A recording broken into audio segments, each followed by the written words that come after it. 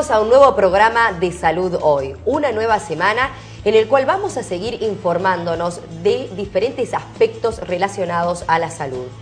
Y hoy vamos a abordar al individuo, no solamente desde su punto de vista biológico, sino también social y psicológico. Vamos a hablar acerca de la educación sexual, un tema muy amplio. No solamente aquí se habla de sexo, también se habla de violencia doméstica, también se habla de aborto.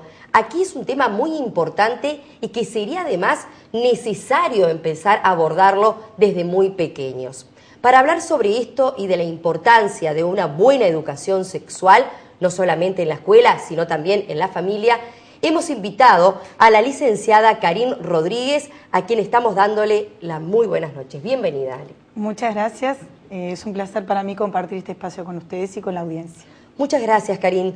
El tema de educación sexual es más amplio que pensar que vamos a hablar simplemente del sexo. Exacto. Lamentablemente, uno de los grandes mitos respecto a la educación y un gran freno a impartir educación sexual es porque generalmente se la asocia solamente con que es enseñar, vamos a decirlo burdamente, ¿no?, a tener relaciones sexuales. Y justamente la educación sexual es una educación para la vida, es una educación integral, ya que nosotros somos seres sexuados, o sea que nuestra sexualidad está presente desde que nacemos, y es educar también en valores, implica educar en el respeto, en la responsabilidad, en la honestidad, para que nosotros podamos hacer uso de manera placentera de nuestra sexualidad a lo largo de toda nuestra vida, con la responsabilidad que conlleva el ejercicio de la misma, ¿verdad? Es decir, dentro de educación sexual, ¿qué parámetros hay? Es decir, vos me decías educar también para el respeto y demás. Es decir, se abordan otro tipo de temas dentro de esto, ¿no? Por supuesto, justamente. Uno de los grandes, por eso digo, los debates a veces sobre si educar o no sexualmente, es porque muchas veces se resume que la educación sexual va a ser una clase de anatomía y fisiología, o sea, tanto sea de la parte, vamos a decir, biológica, de los aparatos reproductor masculino y femenino, y una parte del funcionamiento de los mismos, con lo cual supuestamente le estaríamos enseñando a nuestros hijos a tener relaciones sexuales. Entonces eso a veces por los padres presenta, y por la sociedad a veces, cierta resistencia. Cierto tabú. Exacto, pero siempre nosotros decimos que justamente educar en sexualidad es educar en valores, educar en el respeto y el cuidado, por ejemplo, de nuestro cuerpo, y por supuesto también el respeto y el cuidado del cuerpo de la otra persona.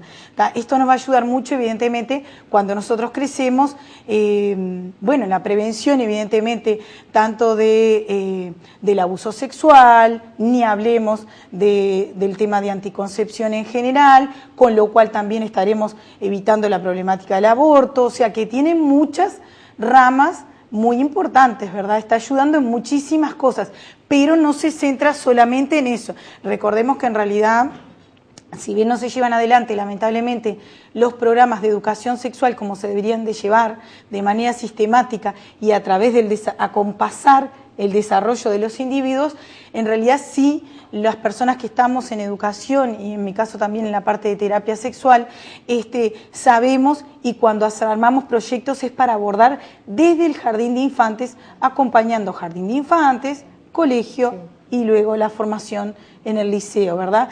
Es a lo largo de todo el desarrollo, sobre todo en esas etapas, que es fundamental y es básico. Si nosotros sentamos buenas bases, y esto lo sabemos los que somos padres en general y educadores, que siempre estamos hablando de si atendemos bien lo que está en la base, luego hay muchos problemas que no se suscitarían o muchas situaciones difíciles que se sobrellevan mucho más fácilmente.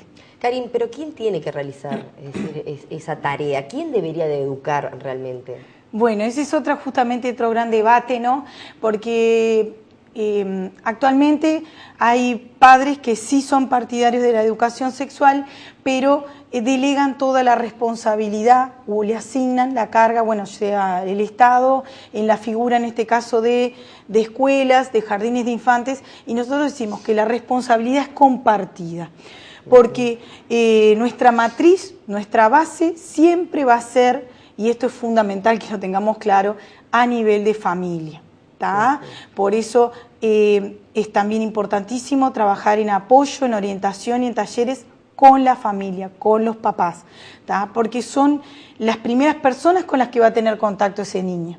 Luego ingresa al sistema, ¿tá? Pero en el sistema recibe otro tipo de orientación. Ahí sí puede haber psicólogos, personas formadas puntualmente en lo que tiene que ver con la educación sexual. La idea sería que hubiera educadores, que no solamente son psicólogos, sino que son gente que inclusive tiene dinámicas de trabajo para adecuarlas por edad a los chicos, ¿no? De acuerdo a las necesidades, para que la educación sexual sea algo que aprendamos también jugando a través de un intercambio, ya sea en un rompecabezas, en una instancia, en un debate de reflexión, en una clase. Pero lo fundamental que no debemos de perder de vista es que la educación sexual arranca desde que nacemos, ¿tá? Y arranca en la familia. Por eso no importa que los padres no estén formados o no tengan una formación académica para hablar de educación sexual. Lo importante es que los padres lo aborden desde el lugar de respeto, desde el lugar del amor a sus hijos, desde el compromiso con la educación de esos seres. Entonces, que le digan inclusive con las limitaciones que a veces tienen, ¿no? Por ejemplo, me hace una pregunta a mis hijos y yo de pronto no sé, que a veces me lo plantean en los talleres los padres, ¿no? Y yo digo, ¿y ustedes se piensan que las personas tenemos la respuesta para todo? No, inclusive a nivel profesional muchas veces no. Entonces lo importante es que le respondamos con honestidad. Eso es fundamental. Si no sabemos, no inventamos la respuesta. De pronto le decimos, tú sabes que yo, eso puntual que tú me estás preguntando no lo sé, pero quédate tranquilo, que papá o mamá vamos a buscar la respuesta y entonces tal día de vuelta o mañana o en otra ocasión nos volvemos a sentar. Y es importante esto, promesas que hago, promesas que cumplo. Esto es importante porque ahí estamos enseñando el valor de la honestidad. Sobre ese tema vamos a estar hablando un poquito más adelante porque así nos das una serie de consejos y demás. Ahora te voy a invitar a escuchar la palabra de Teresita Rosas, que es profesora de educación sexual en Magisterio. Ella lleva adelante este taller, son muy pocas horas, es lo que hablábamos con ella, en donde lo que se da principalmente son herramientas para aquellas personas que están estudiando Magisterio puedan enfrentarse a alguna problemática dentro del aula. Y también dialogamos con el profesor Ángel Ramos, que es director del Liceo número 4, que también habla de este tema de la educación sexual, pero que todavía no hay elementos como para darlos y todavía no ha sido realmente implementado cómo debe de ser para educar a los jóvenes sobre educación sexual.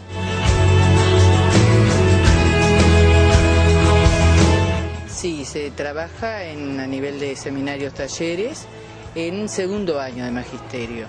Concretamente lo que se busca es aportar en herramientas y en reflexión para que el docente luego pueda enfocar en su aula las temáticas que son absolutamente de trascendencia en el aula y que los están movilizando muchísimo, ¿verdad? No hay un programa base, pero hay una organización que tenemos los docentes que trabajamos en esta temática, que arrancamos por, primero, desmistificar el concepto de sexualidad, ponerlo en claro, en limpio, visibilizarlo, pasamos al concepto de género y todo lo que deviene del género, básicamente pasamos por toda la temática de violencia doméstica, ley de violencia doméstica, ahí tenemos desde el bullying, burnout, a maltrato infantil. Vamos a la hoja de ruta de primaria que tiene realmente una serie de elementos muy buenos como para que el maestro pueda por lo menos visualizar cuando un estudiante está con una problemática que sea desde el punto de vista de maltrato, que sea desde el punto de vista de abuso sexual, de abuso psicológico que también se da, se trabaja la parte de anticoncepción, la parte de ley de salud sexual y reproductiva. Sí, para saber qué es lo que deben hacer en cada instancia, en cada momento, el proceso. Analizamos bastante los protocolos de respuesta que tiene primaria y que tiene el Ministerio de Salud Pública y que deben tener a nivel de los diferentes centros de salud para cuando ocurren casos donde debe actuar el maestro concretamente. Y después todavía nos queda toda la parte de, bueno, ahora también unimos despenalización del aborto y toda la parte de infecciones de transmisión sexual. Y embarazo adolescente que queda allí en el medio también dentro del tema anticoncepción. Aquí en el aula, ¿se está enseñando realmente educación sexual? Bueno, lo que existe es el proyecto, ¿verdad?, desde hace ya como 3 o 4 años, que existe un referente para la sexualidad que trabaja en cada institución y ese referente básicamente lo que hace es un abordaje un poco más integral de lo que podría ser la antigua enseñanza de la sexualidad en la biología, basada básicamente en lo que es la fisiología reproductiva o la anatomía reproductiva. Pero en realidad es muy poco lo que se hace, por decirlo claramente. Para mí no tiene que haber una materia llamada educación sexual. Me parece que eso volvemos a lo mismo. Sería referido a una persona, que es esa persona la que trabaja sobre esos contenidos, sobre un diseño curricular, porque en este país además está todo, le meten un diseño curricular, así que seguramente va a tener un programa que cumplir, y hay personas que se atan a esos programas y después terminan dando clases como si fuera una clase más. Y cuando hablamos de la sexualidad como de otros temas transversales, por naturaleza son transversales, yo creo que en realidad deberían de abordarse por equipos institucionales. O sea, donde intervienen varios profesores que forman ese equipo, varias personas en la institución, no solamente docentes. Hasta podríamos integrar padres a ese tipo de equipos. Y trabajar transversalmente en todas las aulas, pero con múltiples visiones. A mí me aterra todo en este país lo que significa transformar en aulas, en la necesidad que tenemos a veces de llevar adelante información y de construir la educación. A veces creemos que entonces tenemos que poner educación vial, tenemos que poner, y casi como una asignatura. Cada vez que hacemos eso, en realidad estamos matando efectivamente lo que significa transversalidad. Es decir, la interacción desde múltiples lugares, múltiples miradas. Nuestro país adolece, ya que estamos con los adolescentes, adolece efectivamente de temas de transversalidad. Por ejemplo, estamos con el tema del proyecto de la marihuana, ¿verdad? Y todo lo demás. Cuando salió el tema de la ley de salud reproductiva, con el concepto de aborto, etcétera, etcétera. Eso estuvo ausente en los liceos, ausente en las instituciones. Mientras la calle entera está abordando este tipo de cosas, incluso va a haber un referéndum para un tema de la salud reproductiva, como es el caso de la posibilidad del aborto, o se estará por aprobar o no en poco en el Parlamento el tema del cultivo de la marihuana o lo que fuere, y todo eso permanece ajeno en las instituciones. Tránsito, el tema de seguridad vial, son todos temas ajenos. Si ocurren es por una decisión personal de algún docente o porque la institución resuelve hacer algo, pero no están presentes en carne viva en las instituciones. Esto sigue siendo una educación plástica, una educación en la cual es casi como ladrillos, sin vida.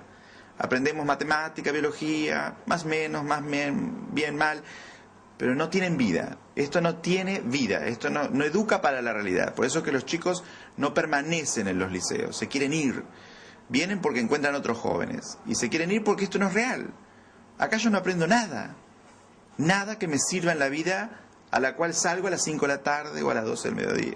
La concepción de educación nuestra es una concepción fracasada y fallida, que se sostiene porque es un país que no tiene modificaciones durante más de 100 años. Entonces, obviamente, todo genera miedos y la gente se resiste. Y si yo le pregunto a un papá acerca de cambiar el modelo educativo, va a decir que no. Si fue el mismo que vivió él, su abuelo, su tatarabuelo, y era bárbaro y funcionó. ¿Para qué lo vamos a cambiar? El tema es que nuestro país, como otros países de la región, ya han fracasado en sus modelos educativos, está altamente demostrado que es así, y seguimos sosteniéndolos. Y una de las razones del fracaso es, por ejemplo, tener tantos jóvenes fuera del sistema educativo. Ahora nomás usted habrá escuchado cuando llegó acá que una mamá se acaba de enterar que su hija hace 1 mes y medio que no viene al liceo. ¿Dónde están esos gurises? Están en la calle. Entonces, ¿por qué no están acá adentro? Porque esto no es atractivo.